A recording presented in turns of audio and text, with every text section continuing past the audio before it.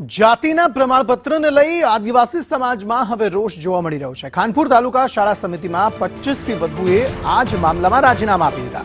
25 થી વધુ સભ્યોએ શાળા સમિતિમાંથી રાજીનામું આપી દીધું। અગાઉ બાળકોને શાળાએ ન મોકલીને બહિષ્કાર કર્યો હતો। વર્ષોથી માંગ કરવા છતાં પ્રમાણપત્ર ન મળતા ભારે રોષ જોવા મળી રહ્યો છે।